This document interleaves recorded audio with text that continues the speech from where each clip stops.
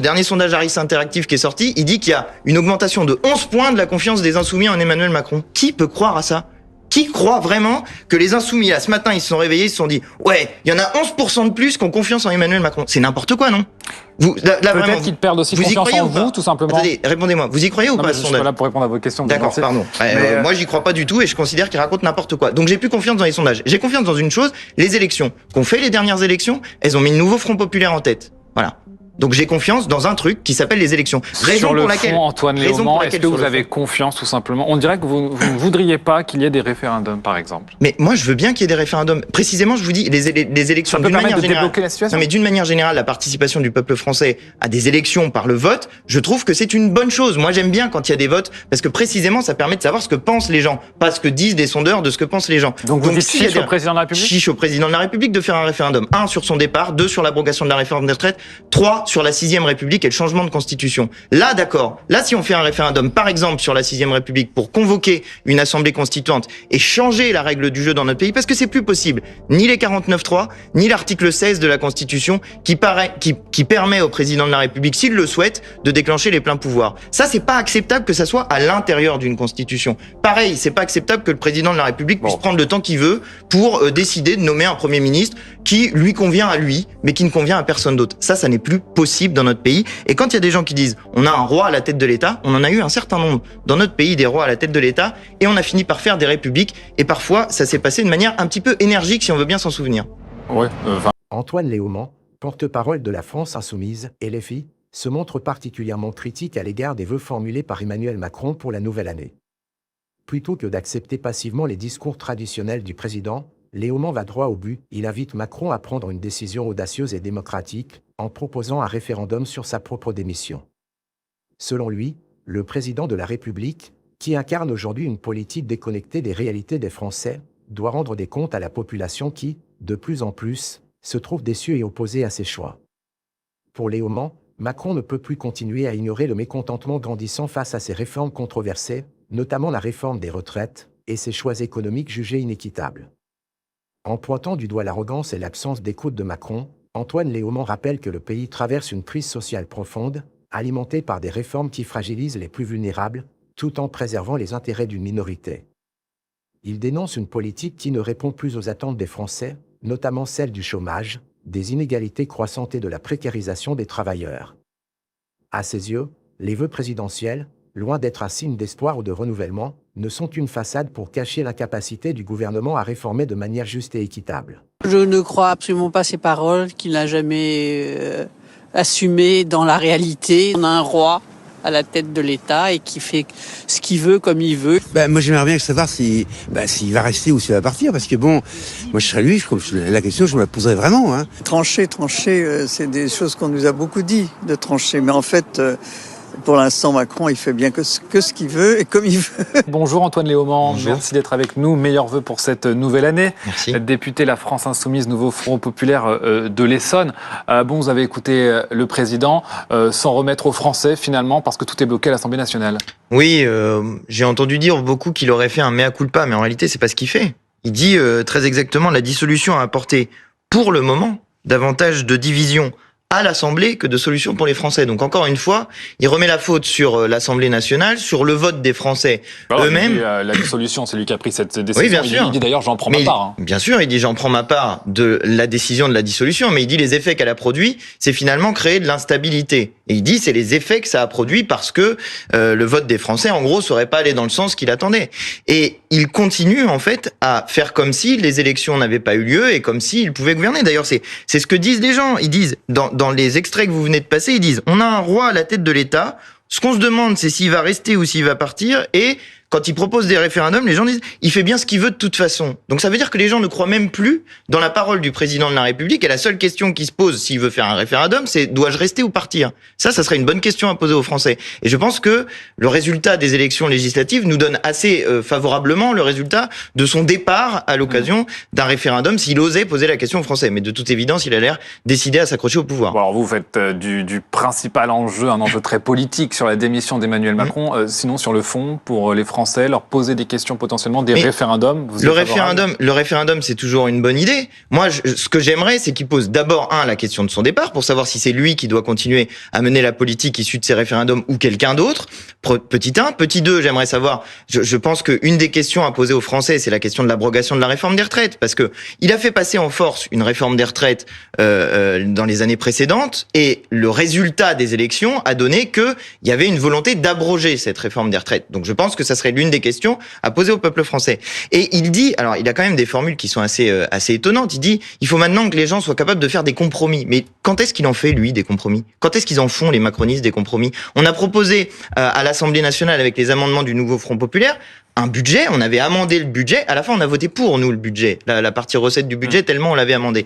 Et c'était un budget qui allait imposer les plus riches de notre pays. Les 147 milliardaires de notre pays, on leur prenait 14 milliards d'euros avec un impôt qui était ciblé sur le patrimoine des plus riches. 147 Français, 14 milliards d'euros. On va peut-être pas refaire tout ce film. Antoine Léman, oui, mais c'est juste ce qu'on voit, c'est qu'il n'y a pas de majorité à l'Assemblée nationale. D'accord. On est d'accord ou pas? Ça, d'accord, mais il y avait une majorité, par exemple, sur le budget de recettes de la sécurité sociale. Tout le monde l'a oublié, mais la partie recette du budget de la sécurité sociale, où on nous dit, oh là là, catastrophe, il n'y avait pas d'argent, etc., on avait fait rentrer 20 milliards d'euros et ça avait été adopté. Donc, il ne peut pas nier sans arrêt le résultat des urnes, et il dit qu'il y a une Assemblée nationale. Il serait peut-être temps d'écouter ce qui se passe à l'Assemblée nationale, parce que tout le monde fait comme si tout ça n'existait pas, comme si les élections n'avaient pas eu lieu, comme si l'Assemblée nationale n'émettait pas des votes. Non, il n'y avait pas de blocage spécifiquement, par exemple, sur la question recette du budget de la sécurité sociale. Tout le monde l'oublie. Mais ça commence à être un petit peu agaçant. Et là, on nous met un nouveau gouvernement, dont on nous dit qu'il va être le renouveau du macronisme, etc. Enfin, je veux dire, Monsieur Bayrou est même pas encore arrivé devant l'Assemblée nationale pour faire son discours de politique générale, que tout le monde sait qu'il va partir dans pas très très longtemps. Peut-être que ça sera même le 16 janvier si tout le monde vote notre motion de censure que nous allons déposer. Donc on vit dans un monde parallèle, en fait. Enfin, je pense que Macron vit dans un monde parallèle. Et quand on vous entend, on peut se dire aussi, que vous vivez dans un monde parallèle par rapport aux attentes des Français. C'est-à-dire que vous ne parlez que politique, enjeux électoralistes. Mais non, c'est pas vrai. Vous parlez que d'élections, une nouvelle élection présidentielle, un changement de Premier ministre. Et sinon, sur le fond, sur le fond, abrogation de la réforme des retraites, augmentation du SMIC, taxation des plus riches parce qu'ils sont bien gavés pendant les années précédentes et il serait temps qu'ils mettent la main à la poche.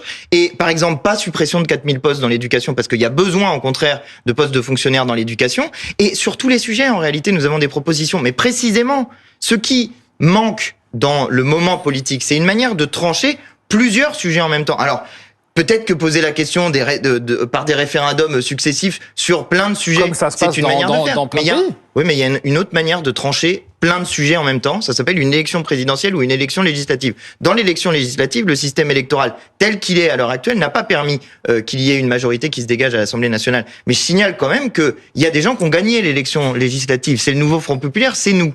Et Monsieur Macron, on va refaire le film. Mais Monsieur Macron, non mais d'accord, mais Monsieur Macron a refusé de nommer la force politique arrivée en tête pour essayer de former un gouvernement avec Lucie Castet. C'est lui qui a fait. Parce qu'elle aurait été renversée encore plus vite que Michel Barnier. Mais qu'est-ce qu'on en sait? On n'a pas essayé. Parce que chacun s'était positionné. J'attends de voir qui aurait.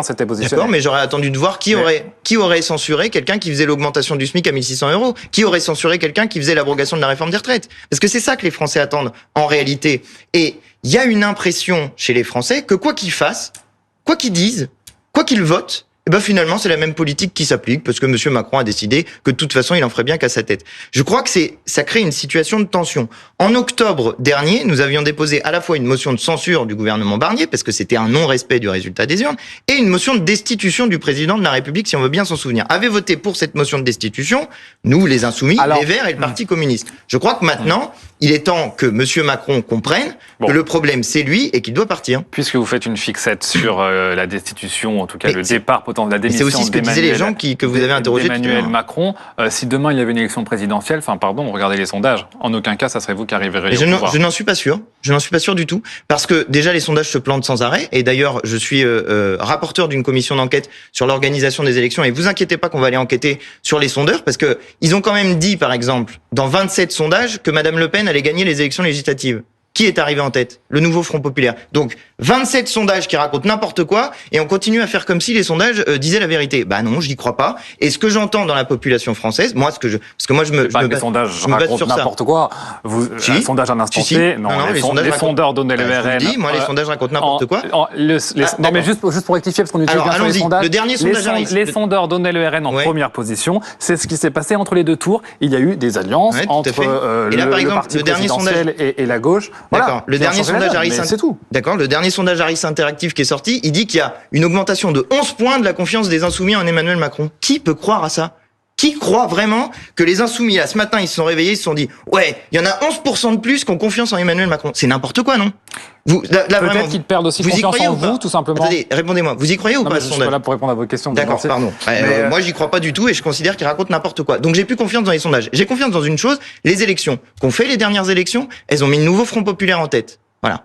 Donc j'ai confiance dans un truc qui s'appelle les élections. Sur le fond, Antoine Léaumont, est-ce que vous avez confiance tout simplement? On dirait que vous ne voudriez pas qu'il y ait des référendums, par exemple. Mais moi, je veux bien qu'il y ait des référendums. Précisément, je vous dis, les élections d'une manière générale. Débloquer la situation. Non, mais d'une manière générale, la participation du peuple français à des élections par le vote, je trouve que c'est une bonne chose. Moi, j'aime bien quand il y a des votes, parce que précisément, ça permet de savoir ce que pensent les gens, pas ce que disent des sondeurs de ce que pensent les gens. Donc vous dites chiche au président de la République? Chiche au président de la République de faire un référendum. 1 sur son départ, 2 sur l'abrogation de la réforme des retraites, 3 sur la 6e République et le changement de constitution. Là, d'accord. Là, si on fait un référendum, par exemple, sur la 6e République pour convoquer une assemblée constituante et changer la règle du jeu dans notre pays, parce que c'est plus possible. Ni les 49.3, ni l'article 16 de la Constitution. En conclusion, la prise de position d'Antoine Léaumont dans cette vidéo est une critique cinglante de l'attitude d'Emmanuel Macron face à la réalité des attentes populaires.